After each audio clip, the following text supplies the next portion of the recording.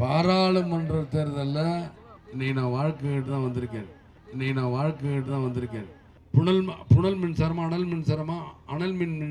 மின்சாரம், பல பல பல வகையான மின் திட்டத்தோட பேர் என்ன? டாஸ்மாக் நல்லா வேலை பார்க்குன்னு அர்த்தம். ஏரியா சும்மா உங்களுக்கு தான் தெரியும், நீ ஏதோ சொல்ல தெரியாமையானலாம் வந்திருக்கேன். ஊழலோட ராணி தான், உச்சமான ராணி தான் இந்த ஜெயலலிதா அவர்கள். குழு காசை, மேசி காசை ஒருளுக்கு ஒரு பக்கம் அடினா மற்றளத்துக்கு 2 பக்கம் அடியா. நிச்சயமாக இவங்க சொல்றாங்க, என்ன சொல்றாங்கன்னா, நாங்கள் மேலதான் போவோம், மேலதான் பறப்போம், மேலதான் இல்லை கிழிப்போமே, கிழிங்க உங்களை யார் வேணும்னா சொல்லிக்கிட்டே தான் இருப்பாங்க. கொடுக்க மாட்டாங்க வகுப்பில் 26 வரைக்கும் ஏதாவது பேசுவோம். 26ஆம் தேதி நீங்கள் ஓட்டு போட்டு முடிச்சோன்னா, 26ஆம் தேதி நீங்கள் ஓட்டு போட்டு முடிச்சோன்னா நம்மளை அண்ணாந்து பார்த்து வாயில் ஈ போனா கூட தெரியாம நம்மடான். தெய்வத்தின் வாழ்வதனை சூதுகவும் மீண்டும் தர்மமே வெல்லும். அதாவது தர்மத்தின் வாழ்வதனை சூதுகவும் மீண்டும் தர்மமே வெல்லும். லைன்லேயே போயிடும் மக்களே. இப்படி வருது இல்லை, அங்கேருந்து எந்த ஊர்லேருந்து வருதோ அந்த ஊர்லேருந்து வர்றதுக்குள்ளே கொத்து சேர்றதுக்குள்ளே எல்லாம் போயிடும். 400 மெகாவாட் ஈஸியாக வேஸ்ட்டாக போயிடும். ஏவா அவர் பேர் ஏவா அவ்வளோதான். என்னையா சும்மா கத்திக்கிட்டே கிடக்குறீங்க. இப்போ வேற்று கட்சியெல்லாம் சொல்லியிருங்க, சொன்னால் நீங்கள் போயிருங்க. பிடிப்பா சொல்லிக்கிட்டே இருக்கேன். அப்புறம் விளையாட்டு வினையாக போகிறோம். இருங்க, அதுக்கு முன்னாடி நம்ம டாட்டா காட்டிடுறேன். இப்போ பேசலாமா? ஏன்னா நான் கையை ஆட்டி தூக்கிலாம் பேசுவேன். உடனே கையை ஆட்டுறேன்னு சொல்லி நீங்கள் டாட்டா காட்டிடுறாதீங்க. இப்போவே டாட்டா காட்டிடுறாங்கன்னு சொல்லி இல்லைன்னு சொல்லி கை நீட்டிக்கிட்டே. ஏன் இதெல்லாம் சொல்றேன்னா, பாராளுமன்ற தேர்தலில் இன்னைக்கு நான் வாழ்க்கை தான் வந்திருக்கேன். இது வரைக்கும் பாராளுமன்ற தேர்தலில் எல்லாரும் என்ன நினச்சிட்டாங்க, அவங்கவுங்க ஓட்டு வாங்கிட்டு அப்படியே போயிடுவாங்க. ஆனால் நீங்கள் பாராளுமன்றத்துக்குன்னு ஒரு நிதி இருக்குமா? அதாவது எப்படி சட்டமன்றத்துக்குன்னு ஒரு நிதி இருக்கும், சட்டமன்ற வேட்பாளருக்கு ஒரு நிதி இருக்கும், அதே மாதிரி பாராளுமன்றத்துக்கு ஒரு நிதி இருக்குது. அதெல்லாம் நிச்சயமாக ஒவ்வொரு தொகுதியிலும் வந்து என்னுடைய கட்சி வேட்பாளரை வைத்து எப்படி நான் சேர்ச்சுறேன்னு பாருங்கள். இவங்க சொல்கிறாங்க ஊழல் இல்லாத ஆட்சி நடக்குது. எது ஊழல் இல்லாத இருக்கிற ஆட்சி நான் சொல்லட்டுமா? இன்றைக்கி உதாரணத்துக்கு சொல்லப்போனால், ஜெயலலிதா எவ்வளோ பேசுகிறாங்களே, நீங்கள் டிவிக்கெல்லாம் எவ்வளோ கொடுக்குறீங்க? மீது 30 ரூபா எங்கே போகுதுன்னு தெரியல. 70 ரூபா தான் இந்த அம்மா சொல்லுது. ஆனால் 30 ரூபா எங்கே போகுதுன்னு தெரியல. அதை விட சரி, சிட்டியில் சரி 100 ரூபா ஏதோ சிட்டி கூட விட்டுருங்களேன். சிட்டி சரி 150ன்னு வச்சுக்கலாம், 200ன்னு வச்சுக்க, 250, 300, 350, 400. வேறு என்ன சொல்கிறீங்க சொல்லுங்க?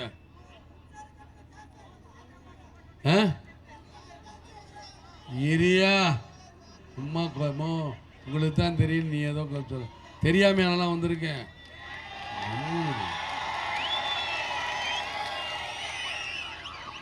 கேட்கறதுக்கு மட்டும் பதில் தான் நாங்கள் என்னன்னா, இப்போ இவங்க வந்து ஊழல் இல்லாத கட்சிங்கிற ரைட்டு. இங்கே எஸ்சிவிங்கிற ஒரு சேனல் தான் ஓடுது. இந்த எஸ்சிவியில் எத்தனை சேனல் கட்ட முடியுமோ அரசாங்க சேனல் அதுதான் கட்டுறேன். இது போக பாலிமார் செய்திகள் ஒன்று தமிழ்நாடை தவிர தனியாக வருது. தமிழ்நாடு என்றால் இந்த சிட்டியை தவிர அந்த பக்கம் வரா. இது வரைக்கும் அப் டு கன்னியாகுமரி வரைக்கும் தெரியுது. அது மாத்திரம் எப்படி தெரியும்? ஊழல் பண்ணாமல தெரியுது. ஊழலோட ராணி தான், உச்சமான ராணி தான் இந்த ஜெயலலிதா அவர்கள். ஊழல் ராணி தான். எப்படி இப்போ சொல்கிறாங்க திடீர்னு திகில் ராணி, வைதா ராணி. திகில் ராணி ஏன் சொன்னா, சதி நடக்க கரண்ட் கூட சதி. யாரு ஏமாத்து ராணியா? சரி ஏமாத்து ராணி, என்னமோ ஒரு ராணி விடுங்களேன். அந்த ராணிக்கு நீங்கள் தான் ஓட்டு போட்டுக்கிட்டே இருந்தாங்க. நான் என்ன பண்ண, தயவுசெய்து சத்தம் போடாமல் இருக்க சொல்லுங்க. அவரை இல்லை ஆளுக்கு நான் சொன்னீங்கன்னா ஒரு தடவை தான் கேட்கலாம், அப்புறம் நான் வேற மாதிரி தான் சொல்லுவேன். தயவுசெய்து கோச்சுக்கிற கூடாது.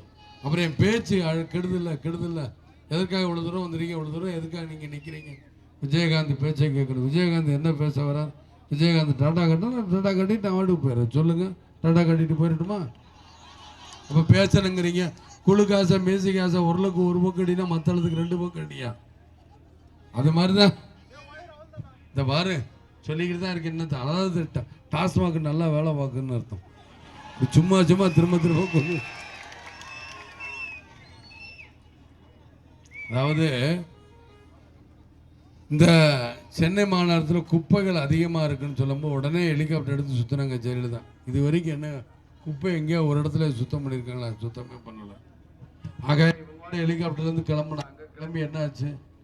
எந்த இடத்துல இது வரைக்கும் சுத்தமே பண்ணலை மக்களை. ஏன்னா இவங்க அதே தான் இவங்களுடைய வேலைகளே இதே தான், இப்படி தான் பண்ணுவாங்க. ஆனால் நாங்கள் என்ன கேட்குறோம், நரேந்திர மோடி என்ன சொல்கிறார்? நிச்சயமாக குடிக்க தண்ணியும் கரண்ட் தரோன்றது. இதுக்கு மேலே நம்மளுக்கு என்ன வேணும்? ஆனால் ஜீபுமான்னு சொல்ல முடியாது. 2 வருஷம் போருங்க. நிச்சயமாக 2 வருஷத்துக்குள்ளே, அதாவது நரேந்திர மோடியை வைத்து எங்கள் கூட்டணி கட்சியில் வைத்து நிச்சயமாக கரண்ட்டும் தண்ணியும் நிச்சயமாக கொடுக்க முடியும். எங்கள் கூட்டணி வெற்றி கூட்டணி, மக்கள் கூட்டணி, நம்பர் 1 கூட்டணி, தேசிய ஜனநாயக கூட்டணி. ஏன் இதை அடித்து சொல்கிறேன்னா, நரேந்திர மோடி அவர்கள் ஜெயிப்பார். அங்கே இருந்தாலும் நம்ம சைடு 39 சீட்டு ஜெயிச்சாதான் நம்ம போய் சொல்லலாம், ஐயா இந்த மாதிரி தமிழ்நாட்டில் நாங்களும் ஜெயிச்சிருக்கோம், எங்களுக்கு எதாவது நல்லது பண்ணுங்க. ஏன்னா எங்களுக்குள்ள எந்த ஜாதி சண்டை மத சண்டை எதுவும் கிடையாது. நாங்கள் எல்லாரும் ஒரே கட்சி, ஒரே மாதிரி கூட்டணியாக தான் இருக்கோம். அப்படின்னு சொல்லும்போது நம்ம மக்களுக்காக தான் நம்ம எல்லாமே ஒன்று சேர்ந்துருக்கோம். மக்களுக்கு நல்லது நடக்கணுங்கிறதுக்காக தான் நம்மளாம் ஒன்று சேர்ந்துருக்கோம். மக்களை அதை புரிஞ்சுக்கணும். ஏன்னா உங்களுக்கு நல்லது நடக்கணுங்கிறதுக்காக தான் நான் வந்திருக்கேன். இது வரைக்கும் கூட்டணியெல்லாம் சேர்ந்து நானும் எவ்வளவோ இடமெல்லாம் சுற்றி பார்த்துட்டு இப்போ வந்திருக்கேன். முடிச்சிரு மறுநாளோட முடிச்சிருவேன்.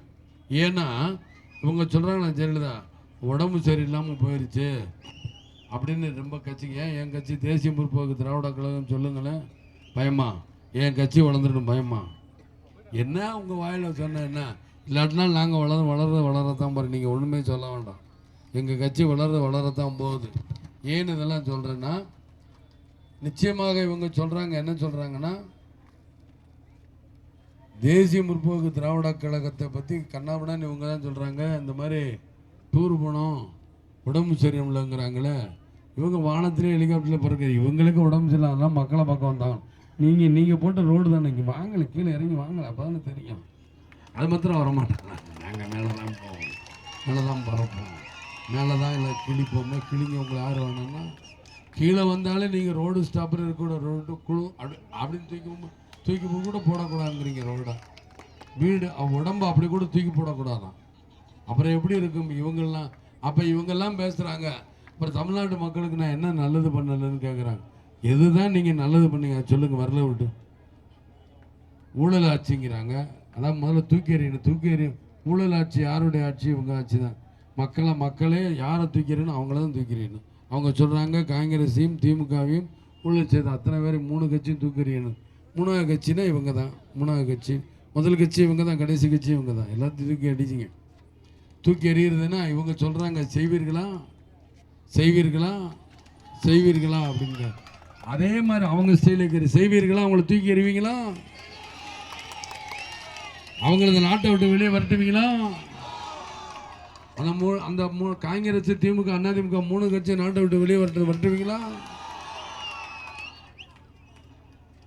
ஏன் இதை சொல்லுகிறேன் என்றால், இவங்க அதே தான் திரும்ப திரும்ப சொல்லுவாங்க. மக்களே, எங்கள் அப்பையும் குதிரைக்குள்ள இல்லை, நீங்களாம் உங்களை யாரும் குதிக்க சொன்னால் நீங்களும் கலைஞர் உட்காந்து கடைகளை தவிர உங்களுக்கு வேறு என்ன தெரியும்? வேறு ஒன்றுமே தெரியும். அந்த நாட்டை பற்றி, ஆட்சியை பற்றி எதுவுமே ஒன்றுமே தெரியாதே. வேறு என்ன தெரியும்? இதை தவிர வேறு என்ன தெரியும்? இதை தான் நீங்கள் செஞ்சுக்கிட்டே இருப்பீங்க. உடனே இலங்கை மீனவர்களுக்கு இதுக்கு இவங்க கேட்குறாங்க, கர்நாடகத்துக்கு தண்ணி கொடுக்க இவங்க கையெழுத்து போட தயாரா? நான் தெரியாமல் கேட்குறேன். காரியம் பெருசா வீரியம் பெருசா? வீரியம் தான். காரியம் பெருசா வீரியம் பெருசானா? வீரியம் பெருசுன்னு சொல்லி நினைக்கிறேன். நம்ம காரியம் பெருசுன்னு நினைக்கிறோம். 2 ஸ்டேட்டோட மக்களும் புண்படாமல் நாம் தண்ணி கொடுக்க வைக்கணும். அதான் நதிகளை புறம் தேசியமயமாக்குறேன்னு இருக்காரு. இதுக்கு மேலே என்ன செய்ய முடியும்? நதிகளை தேசியமயமாக்குறேன்னா என்ன அர்த்தங்கிறத புரிஞ்சுக்கிட்டாங்க. உடச்சா சொல்ல முடியும். சரி, அவங்களுக்கு ஒரு சவால் விடுறேன். நீங்கள் ஒருவேளை நீங்கள் கனவே காங்காதீங்க, பாரத பிரதமர் வரவே முடியாது. ஒருவேளை வந்தால் நீங்கள் கையெழுத்து போட்டு தர முடியுமா? இதே மாதிரி நீங்கள் கேட்குறீங்களே நரேந்திர மோடி, அதே கேள்வி உங்கள்கிட்ட நான் கேட்குறேன். நீங்கள் கொடுக்க முடியுமா? இது வரைக்கும் வெள்ளை அறிக்கையை கொடுக்கல. கரண்ட்டுக்கு வெள்ளை அறிக்கை கேட்டு பல மீட்டிங் நானும் பேசிட்டேன். 91 வரைக்கும், 91லேருந்து 96 வரைக்கும் என்ன, 2001லேருந்து 2006 வரைக்கும் சரி, 2011, 12, 13, 14 இது வரைக்கும் வெள்ளை அறிக்கை கொடுக்கல, வெள்ளை அறிக்கை இது வரைக்கும் கொடுக்கல மக்களே. சும்மா கரண்ட் என்ன தயார் பண்ண, என்ன வெள்ளை அறிக்கைன்னா என்ன, கரண்ட் எந்த வருஷத்தில் என்ன தயார் பண்ணீங்க, அதற்கு பேர் என்ன, எந்த யூனிட்டு, இல்லை புனல் மின்சாரமா அனல் மின்சாரமா, அனல் மின்சாரம் பல பல பல வகையான மின் திட்டத்தோட பேர் என்ன அப்படிலாம் கேட்டுக்கிட்டே இருக்கு. இதை பற்றி அவங்க எதுவுமே பதிலே சொல்லாமல் அவங்களால குருட்டாம்பாக்கில் சொல்கிறாங்க, வாய்க்கு வந்ததை அள்ளி விட்டுக்கிட்டு இருக்காங்க, ஏதோ ஒன்று சொல்லிக்கிட்டே இருக்காங்க. இதுதானே முக்கியம். இதை நீங்கள் சிந்திக்கணும் மக்களே. ஏன்னா நீங்கள் கரண்டை பற்றி சரி, குடிக்க தண்ணியை பற்றி சொல்கிறாங்கன்னு, குடிக்க தண்ணி நான் கொடுக்கலையா, இவங்க காசுக்குள்ள வைக்கிறாங்க 10 ரூபாய்க்கு.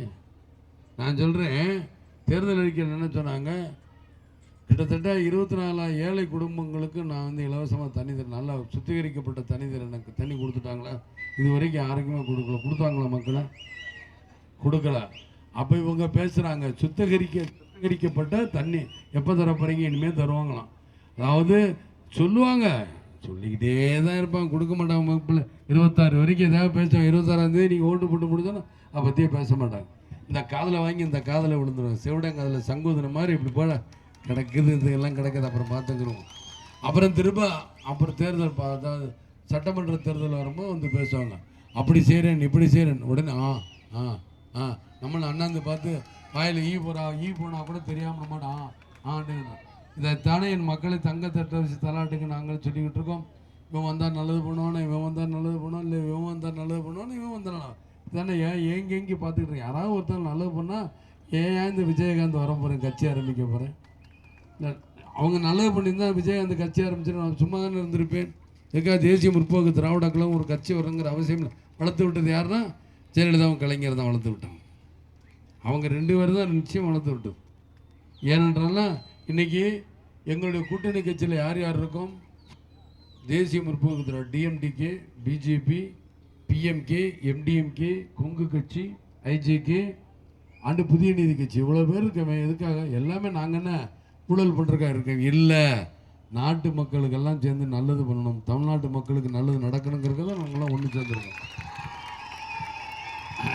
அதே மாதிரி தான் அங்கே நரேந்திர மோடி ஜெயிச்சிருவார். நான் அப்போவே சொன்னேன், நரேந்திர மோடி இங்கே வந்துருன்னா உறுதியாக அவர் ஜெயிக்க வைக்கிறேன்னு. இப்போ வேற்று கட்சியெல்லாம் சொல்லியிருக்கேன், சொன்னால் நீங்கள் போயிருங்க, இல்லை நம்ம கட்சின்னு அப்படியே வாங்க. வேற்று கட்சியில் அப்போ விசில் அடிக்கக்கூடாது, சும்மா குரல் கொடுத்துக்கிட்டே இருக்கக்கூடாது.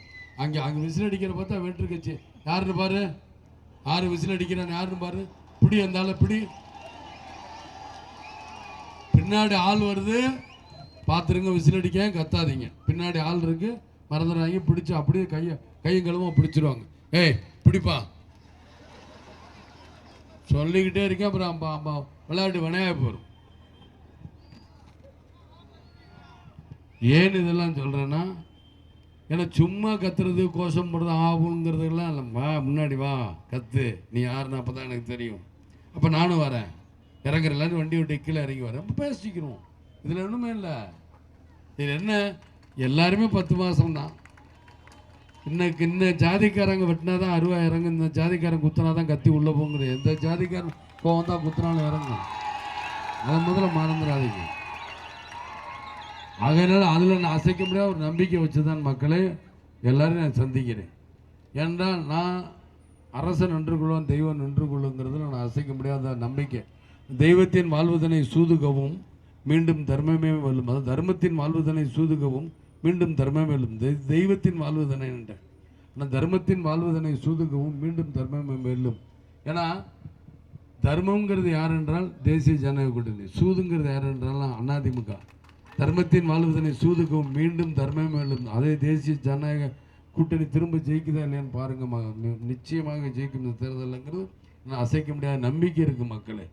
ஏனென்றால் நான் அடுத்தவங்கள மாதிரி பொய் சொல்கிறேன், சும்மா அப்படி பண்ண பேப்பரை உருவி போட்டுக்கிட்டு பேப்பரை அப்படியே கீழே தள்ளிக்கிட்டு ஃப்ளைட்டில் ஹெலிகாப்டரில் போக விரும்பலை. உண்மைகளை சொல்கிறேன். உங்களுக்கு என்னால் ஆகும், நான் அதை பண்ணுறேன் இதை பண்ணுறேன்னு சொல்லலை. நம்மளுக்கு தாயத்தெல்லாம் தண்ணியத்தில் கூட குடிக்க தண்ணி தரேன், கரண்ட் தரேன், இது 2 நிறைய ஓடிட்டு நான் பேசியிருக்கேன், கடிதம் கொடுத்துருக்கேன்.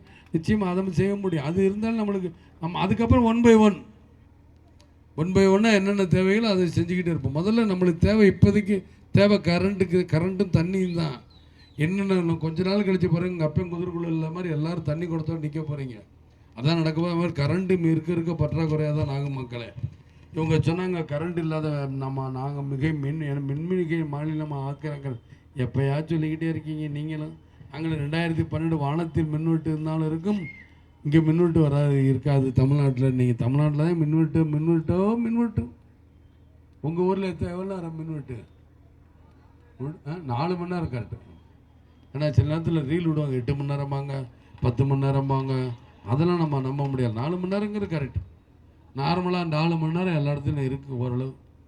ஏன்னா நான் தங்கன் லாஜெல்லாம் பார்த்தேன், சும்மா டப்புன்னு ஆஃப் ஆகும், டப்புன்னு கரண்ட் வரும். ஆக கேட்டால் சதி நடக்குது. இந்த அம்மா தான் முதல் சதிங்கிறது கண்டுபிடிச்சது. இந்த அம்மா தானே அதுன்னு திகில் ராணி. சதி எங்கேருந்து நான் கண்டுபிடிச்சேன்னா, இது நாள் வரைக்கும் நான் மின்மிகை மாநிலம் ஆக்குவேன்னு சொல்லிவிட்டு எதிர்கட்சியெல்லாம் சேர்ந்து சதி பண்ணுதான். என்ன சதினா, எதிர்கட்சிகள்லாம் சேர்ந்து சதி பண்ணுறாங்க. என்னுடைய எலக்ட்ரிசிட்டி டிபார்ட்மெண்ட்டை சேர்ந்த சிப்பந்திகளை வச்சுக்கிட்டு கரண்ட்டை கொடுக்க விடாமல் பண்ணுறாங்க. நீங்கள் அப்படி சொல்கிறீங்க. நான் டெல்லியில் போய் கேள்விப்பட்டது, இப்போ கரண்ட் வருதுன்னா, இந்த வில்லிவாக்கம் ஃபுல்லாக கரண்ட் வருதுன்னா இந்த கரண்ட்டை கொடுக்காதீங்கன்னு சொன்னதுன்னா முதல்ல ஜெயலலிதா தான் சொல்லியிருக்காங்க. ஏன் சொல்லியிருக்காங்கன்னா, சுதந்திரமான காலத்துலேருந்து கரண்ட்டு கம்பி போட்டு நம்ம மாற்றவே இல்லை. அதனால் எவ்வளோ இப்போ 500 மெகாவாட் இருந்தால் 100 மெகாவாட் 400 மெகாவாட் லைன்லேயே போயிடும் மக்களே. இப்படி வருது இல்லை, அங்கேருந்து எந்த ஊர்லேருந்து வருதோ அந்த ஊர்லேருந்து வர்றதுக்குள்ளே கொத்து சேர்றதுக்குள்ளே எல்லாம் போயிடும். 400 மெகாவாட் ஈஸியாக வேஸ்ட்டாக போயிடும்.